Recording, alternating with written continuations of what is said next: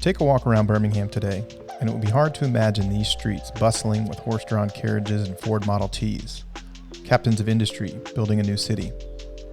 Remnants of the Magic City's booming steel industry still remain, but mostly the busted artifacts and stories of Birmingham's rich history have been covered up and papered over. However, legends still creep in. Tales will always be told, and if they are to be believed, Birmingham sits atop more than steel, more than iron ore. There is something beneath our feet, beneath the streets of this steel city, that has been generating whispers, trickles, for nearly 200 years. When we began developing Dread River in the spring of 2017, we saw an opportunity to create a brand and a business Birmingham could be proud of. As the idea took shape and the distillery became our direction, it became clear that there would be more to this project than met the eye. You know, we wanted this to be a Birmingham thing, not an over-the-mountain thing, not an outside of Birmingham thing. I'm a fan of this city, and I think Birmingham has so much to offer, and it's such an amazing place. This is the first distillery to open in downtown Birmingham in 100 years.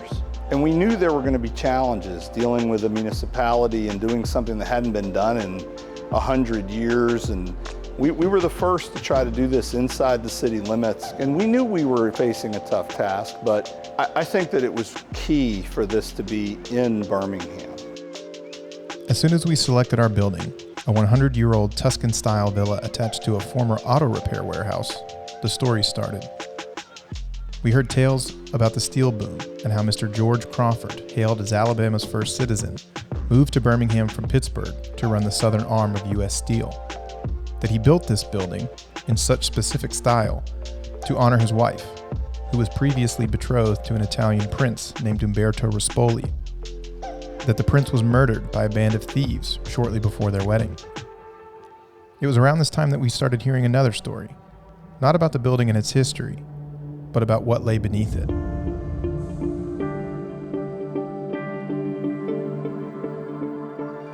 As far back as 1871, as long as Birmingham has been a city, there have been rumors and rumblings of an underground river flowing beneath the streets of Southside. City leaders contracted a man named Professor Joseph Mulhattan to come to Birmingham and go in these caves and see what he could find. This was a man who was known as a scientist, a cave expert, a traveling salesman, among other things. And so this eccentric man goes underground, and he comes back up with reports that were pretty wild. He reported to have found an underground river that was 300 feet wide and 45 to 70 feet deep. In different parts, and they were crystalline waters that was a channel that went all the way to the Gulf of Mexico, reportedly. Why would Birminghamians believe such outlandish tales? By the early 20th century, Joseph Mulhattan's credibility had been decimated.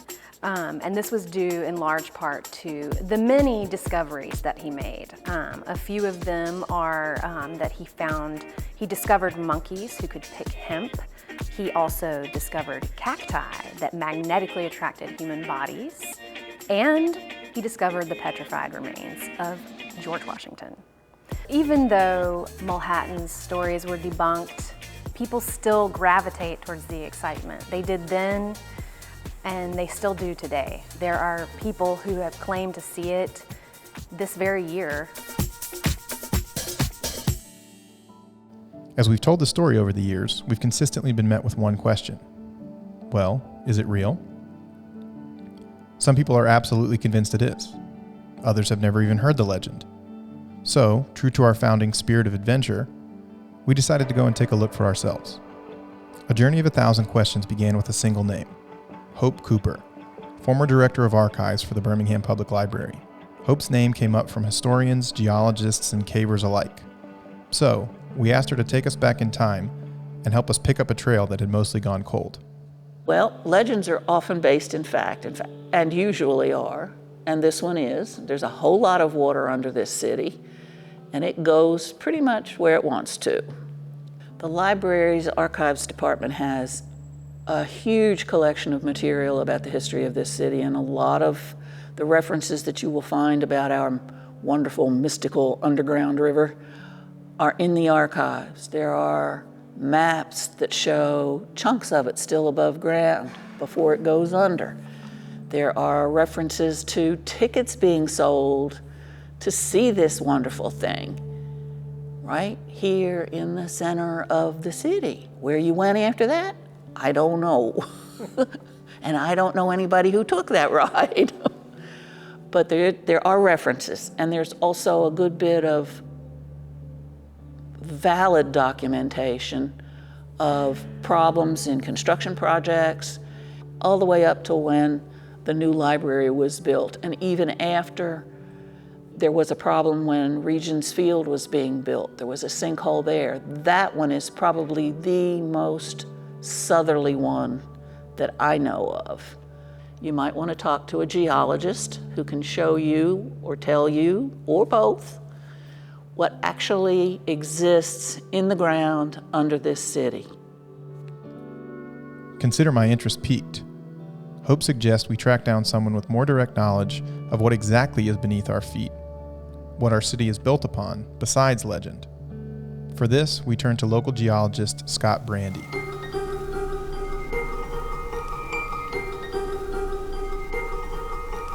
John, we've got underground rivers, but nothing of the extent to the myth that was proposed back in the 1800s. But we really don't know exactly what size, how many, or exactly where these flows are.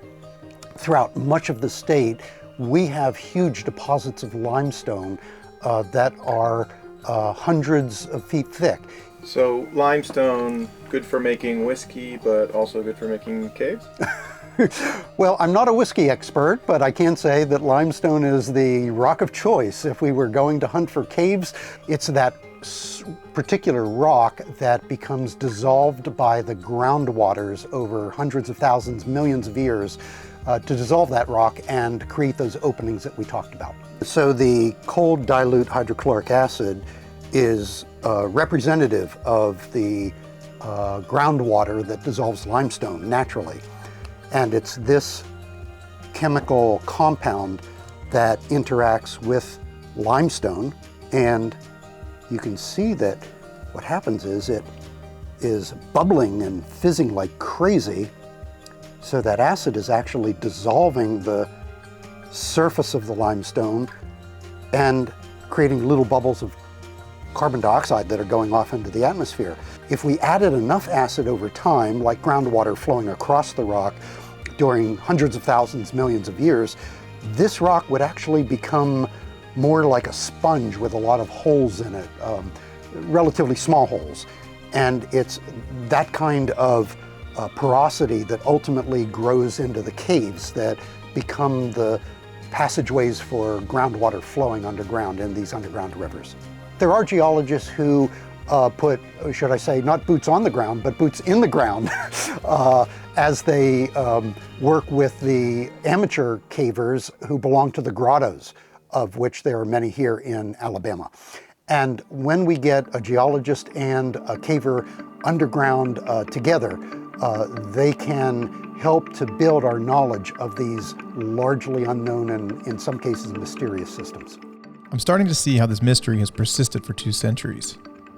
The historian says records of the river date back 150 years. The geologist says a legend is possible, but remains unconfirmed. I think Scott is right. We need someone who has been down there, someone who can take me underground. Kelly Franklin is the president of the Birmingham Grotto, an organization that has been exploring Birmingham's underground. No, not the punk rock or drug trafficking underground, the literal underground, for 65 years. They have mapped dozens of caves from the Tennessee border all the way to the coast. And Kelly says there are miles and miles of subterranean areas that have yet to be explored or mapped. Maybe even an underground river. So the Birmingham Grotto was initially chartered in 1956. And so we've been doing organized caving for about 60 years. We actually lead a lot of different scientists and geologists underground to discover new organisms, and as well as fossil records and the layers of embedded limestone. I have led several different ridge walks and attempts to push to discover new caves that are local here in Birmingham. Everybody in Birmingham's heard the rumors of the underground river. I've been in several areas underneath Birmingham that are filled with water. Lots and lots of flowing water. Can you show us? So Kelly agrees to take us to a cave on the outskirts of Birmingham that he believes could tell us more about the underground river. It's known as Bootlegger Cave because when it was rediscovered in the 1980s, cave mappers found the remains of a Prohibition-era still and bottles of moonshine hidden inside.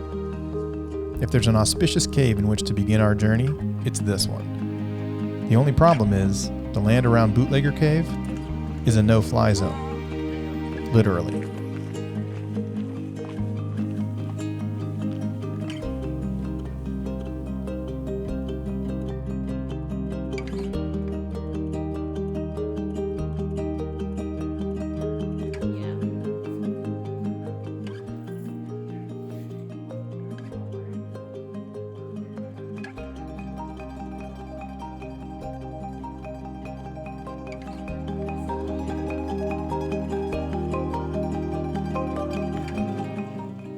Even though Bootlegger might have been a nice homage to the distillery portion of our business, unfortunately, there's no way this could be the cave from the legend.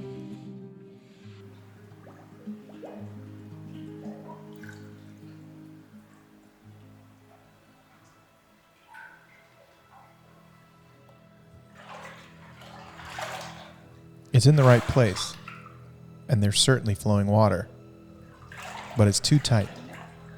Too small. I think we've hit a dead end. Just pinches off. It's too tight.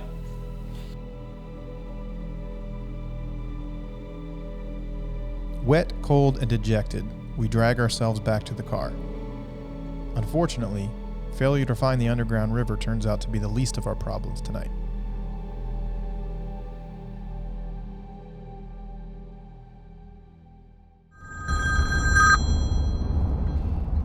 Hey Kelly, what's up? Doing pretty good here today. How are you? Not too bad. Happy to have survived last night. Hopefully we won't get that again. That was a little unexpected. But I'm calling today because I have another idea. Okay. I wanted to run by you real fast. So I got another possibility that a friend told me about. And I'd like to see if we could check it out, and it might be what we're looking for. Okay. You think it might be connected to the river? Maybe. The rumor is back in the 50s when they first checked it out that it was a small hole they got into, and it quickly opened up into a deep passage that went down to a river. Sounds like we might be on the right track. Yeah, let's like to see if you got any availability tomorrow. See if we can check it out. Yeah, well, drop me a pin and I'll meet you there. All right. Thanks, See you sir. shortly. All right. As promising as this tip sounds, and as confident as Kelly is, I can't help but feel that if there were a space the size of this legend under Birmingham, someone would have already found it. You're in the gray one? I want the gray, yep.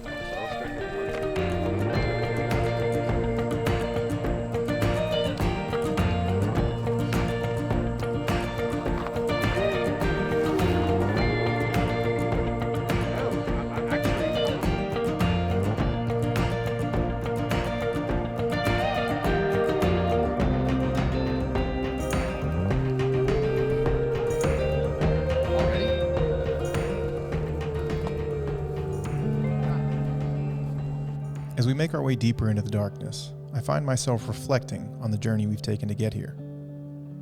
Not just the meetings and the stories of this alleged river, but the mountain of challenges we've overcome to make Dread River a reality. The blood, sweat, and tears we've poured into every bottle for more than 5 years, and the frigid fear we stood and faced at nearly every turn.